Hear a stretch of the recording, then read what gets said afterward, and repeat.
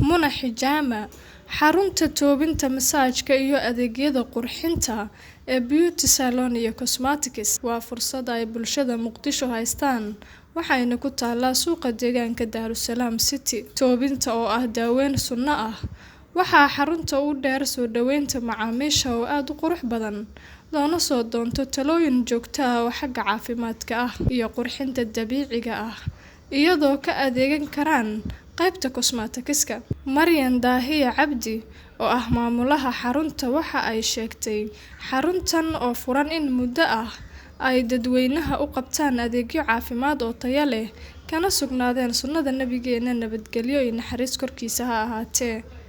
Adeegyo xagga qurxinta sida salonka laga heli karo cilaan saarka, dhaqista wajiga iyo lugaha. Cosmetics-ka ayaana qayb ka ah xaruntan iyadoo intaas ay ku dartay in bulshada qiimo jaban ay ugu adeegaan maadaama ay aad u badan yihiin dadka u baahan toobinta. Dadka xaruntan sida gaarka ah ugu qaabilsan toobinta waxa ay xirfad iyo aqoon gaar ah u leeyihiin sida saxda ah ee dadka loo toobiyo. Dhinaca kale, Anisa Shariif Maxamed oo ka mid ah howlwadeennada xarunta oo la hadashay gal ganacsi ayaa ka warbixisay qaybaha kala duwan ay ka kooban tahay xarunta iyo habka macaamiisha loogu adeego. Salonka waxaan qabanaa cilaan saar, waji dhaqid, lugaha in dadka loo dhaqo, intaas qabanaa iyo make up ka marina. Timahana waa hagaajinaa, waana koonfeerinaa, waana hagaajinaa, waana dabnaa.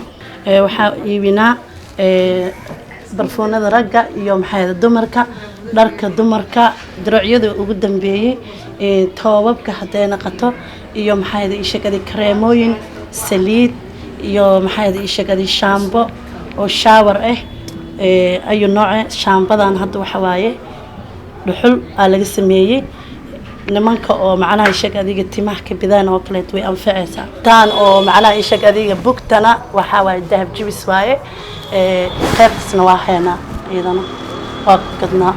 Halahan intana waxa waaye maskigi oo ayaga oo malab laga sameeyay iyadoo waxa waaye laga sameeyay liin maskadaasna wajiga loo isticmaalaa. Sidoo kale xarunta oo shaqeysa maalin iyo habeen ayay qaar ka mid ah macaamiisha waxa ay tilmaameen sida loo soo dhaweeyay iyo qaabka loogu adeegay.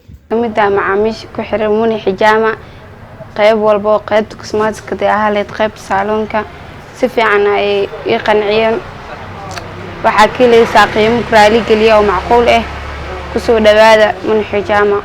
wax walba aad doontid waa kaleeysa. Bulshada Soomaaliyeed waxaa loogu baaqayaa in ay ku baraarugaan toobinta oo lagu fasiray in ay tahay daawo waana hab jirka looga saaro dhiigga wasakhaysan. Xarunta Muna Hijama ayaa ku taala suuqa deegaanka Daarusalaam City waxayna kala xiriiri karaan bulshaweynta u baahan telefoonada shaashada ka muuqda.